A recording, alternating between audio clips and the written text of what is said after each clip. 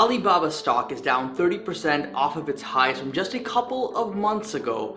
Tencent stock here is down nearly 15% off of its highs in the last month or so. And JD.com, another stock down nearly 10% from its peak that it also hit less than a couple of months ago. ARK Invest, Cathie Wood, has spent over $20 million in a single day on one of these three Chinese tech giants. So stick around for this video. I'm gonna reveal, which one of these three stocks that they bought, and I'm gonna share with you a ton of insight when it comes to investing in these sort of companies and my perspective and what I plan to do. So breaking down here in this video, first we're going to reveal what the stock ARK is buying is. Secondly, we're going to look at these companies objectively and talk about whether they are undervalued stocks right now. Thirdly, I'm going to share with you my personal opinion on Chinese stocks going into 2021. And finally, will I be buying any of these stocks? I'm going to share that with you guys in this video. So I'm excited to talk about all this stuff in this video because it's kind of been a long time coming. I've not really talked about these stocks in a very long time. If you're an OG subscriber to the channel, we talked about these kind of stocks a lot a couple of years ago, but it's kind of been quiet for the last little while. So we'll discuss all of that, my reasons on that. And honestly, I know you guys are waiting for this kind of video, so if you appreciate it, smash that like button down below, helps the channel out tremendously. Okay, so let's not keep you guys waiting too long here. First off, let's reveal what the stock is that ARK just spent $20 million on. Tencent. Tencent is the company that ARK bought just last week, and they picked up 296,000 shares of this stock. Now, assuming they got at the closing price last week, which was around, $69.75 per share, that equates to over $20.69 million spent on this particular stock. So this was a big move by ARK, quite a bit of money to spend in a single trading day on a single company, being a foreign company. And it was surprising to me because out of these three large Chinese tech giants, Tencent's the only one that trades on the OTC. So there's added risk there. And hey, ARK sees something here that perhaps I and other investors don't. Now, if you're not familiar, OTC stands for over the counter. Typically, stocks that trade OTC are seen as like sketchy stocks, haven't proven themselves yet, highly risky stocks. So it kind of raises the question, why is Tencent still an OTC stock? Alibaba isn't, JD.com isn't, why is Tencent? Clearly doesn't make a difference to ARK, they are still buying. So this really got me thinking, made me ask the question, are these Chinese stocks undervalued at this price? So we're going to talk about this objectively, but in a minute I'm going to share my personal opinion going into 2021, my outlook on kind of this whole industry, Chinese stocks, and I'm also going to share with you if I plan to buy any of these, so stick around for that. So let's spend a couple of minutes here just to talk about each one of these giants and figure out, are any of them undervalued? Are any of them a buy here today? So let's start off here with JD. They are a $130 billion company today, and they've been a growth monster. In 2020, they're expected to pull in $113 billion in revenue with growth year over year of 37.4%. And next year, this is expected to remain strong at 22.9% growth year over year to revenues of $139 billion or so. If they can hit that revenue number of $139 billion, that would put their price of sales under a 1, which seems really cheap. However, if you look at the historical price of sales, it doesn't seem all that great of a deal because this falls within their usual trading range. But that being said, JD has changed a lot in the last year or so. They've become a profitable business, which I think is something that investors haven't really fully factored in yet, haven't really given JD full credit for. And maybe that's because it's only been 1 year so far of them being profitable. They didn't really make too much of a profit. It's still kind of early to determine if this is sustainable. So investors are kind of just playing the waiting game here, but hey, that could be an opportunity. So out of the three, I would say JD is it's decent value. Personally, not interested at these prices. I would want it to be much, much lower to actually start buying into the stock. Despite the great growth that they're having, I think that the amount of risk that it poses, just like the other two companies we're going to talk about, I need to see much better prices. So let's move on and talk about the stock that ARK actually bought here, Tencent. Tencent is a behemoth $689 billion market cap company, and this is not only a monster in China, but on a global scale as well.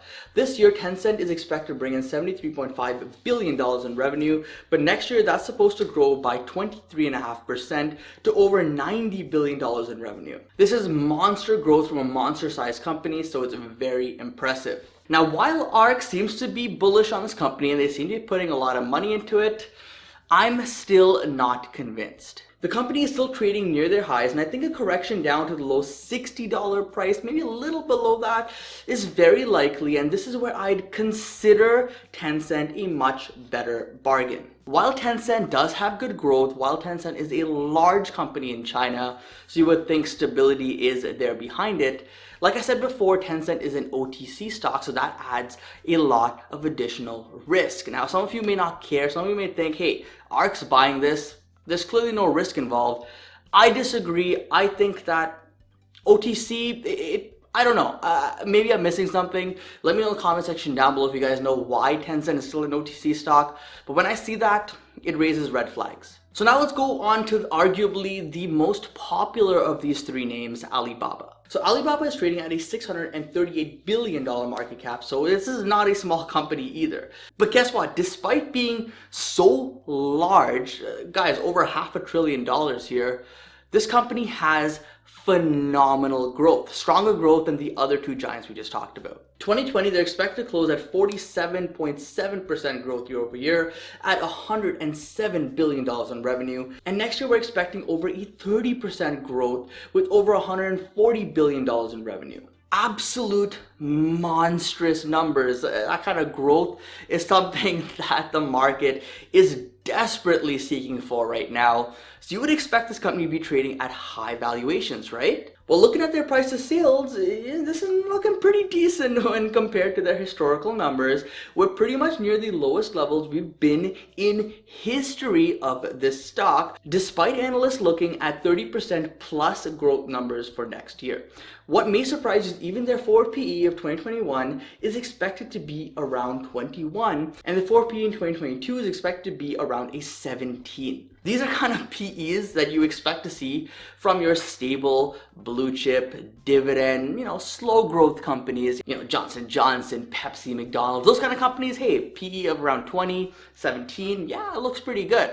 When you see a high growth company growing over 30%, massive opportunity still ahead of them, still full steam ahead, tons of profits, it's rare to see a PE like that. So that tells me investors are still skeptical of this stock, and hey, maybe that's an opportunity for us. If you look at this year, you can see last year on nearly $72 billion in revenue, Alibaba made $21 billion in profits. This is cash that they can use to reinvest into the business and keep growing it on a global scale. Now, just to give you some sort of comparison metric here to their closest competitor, JD, they pulled in more revenue than them last year, but they only pulled in $1.78 billion in profit. So it's clear which of these two businesses is the moneymaker. So guys, just my 2 cents here, but I would say between these three giants, Alibaba is clearly the best value stock. It's clearly the most undervalued stock, and at a 30% dip here,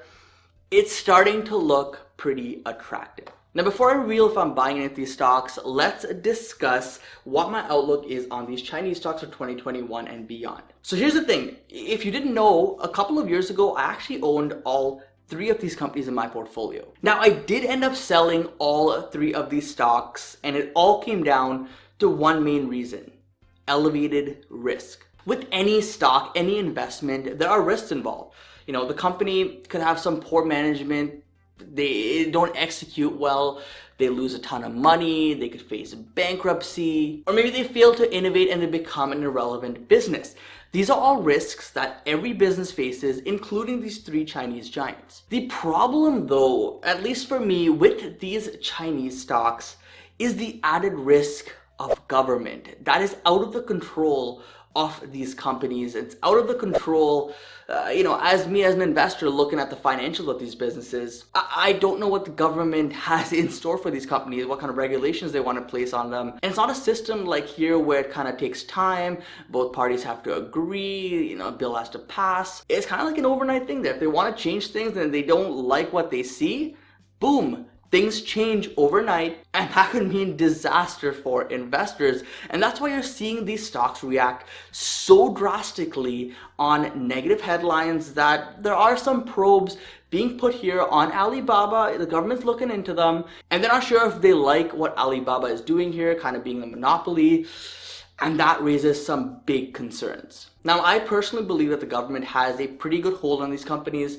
I think they can kind of influence how these companies perform over the next decade or two, maybe even longer. And that to me is a lot of added risk that I personally don't really want to take on unless there's a really, really good opportunity. Just think about this. As an investor, the last thing you want to worry about, guys, is can the government just decide these companies can't do business like they have been? Or maybe, because of the lack of transparency with a lot of these Chinese stocks, do you want to really worry about whether the numbers that they're posting in their financials are truthful? Are they lies? Are they kind of, massaged just a little bit just to make it look better for investors?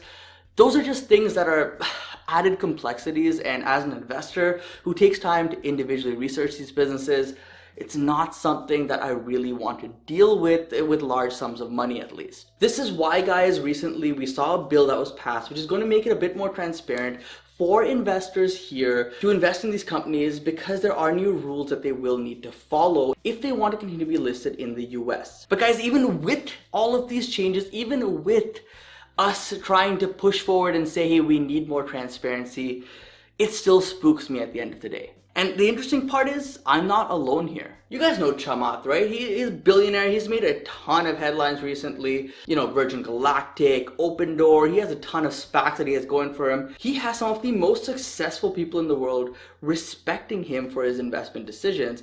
And recently he tweeted that he owns $0 in Chinese stocks and made a joke that he plans to double that in 2021, meaning, guys, he doesn't plan to buy any Chinese stocks anytime soon. If you take anything away from this video, that should kind of make you question your Chinese investments just a little bit. Why is a billionaire who has connections anywhere he goes not putting any money into these stocks? I don't know. Maybe there's more to it, but I don't like what I see. Anyways, looking at 2021 onwards, I think that these risks that we're seeing with these Chinese businesses is only going to keep increasing unless there's a full 180 turn. The government's like, we're going to be transparent, companies are going to be transparent, and we get past this whole hurdle of, are they fabricating numbers? Is the government going to just change things overnight? All these questions that investors have should eventually be addressed, and if they're not, that risk is always going to be there. Now, I don't doubt that Alibaba is a huge company in China. I don't doubt that JD, Tencent are massive behemoth companies. I don't doubt that. But I do have to question the numbers that they post. Are they actually making that much money? Are they actually that profitable? Are they actually as big as they say that they are? I don't know. And that's what I don't feel too comfortable with. And that's why I currently don't own any of these three stocks. And my only Chinese investment really is NIO stock as a speculative play. I think 2021 is going to see a ton of volatility with these Chinese stocks. We've seen that in the last few years. I think it's going to continue next year. A new administration comes in here in the US. Tensions could pick back up after we get past the global issue. There's just so much uncertainty, and the market does not like uncertainty. So it could just be a few more years of sideways movement for these stocks, maybe even some downward pressure for the next couple of years. So I think by now it's pretty clear, but let's answer the question, will I be buying any of these stocks? So I can safely say that, in terms of ARK buying Tencent, I have no interest in buying Tencent. JD, no interest at these prices. Maybe if we sell off significantly, I'd consider a small position. Alibaba, yeah, it's looking tempting here after this big 30% sell-off, but there's no way this is making it into my main portfolio at this time. It may be a spec stock for me in my spec portfolio. I may open a small position there. We'll see. But in terms of will this be a core position in my portfolio, will I be putting a ton of money into this and building this up to be a large position for me going into the future? The answer is no at this point. I just want to be completely transparent with you guys, and I just want to let you know, because a ton of you have been asking me, hey, are these Chinese stocks a buy now? Is Alibaba specifically a buy now? I think there is value definitely to be seen as long as the numbers check out. But just remember that there is a lot of added risk with these companies.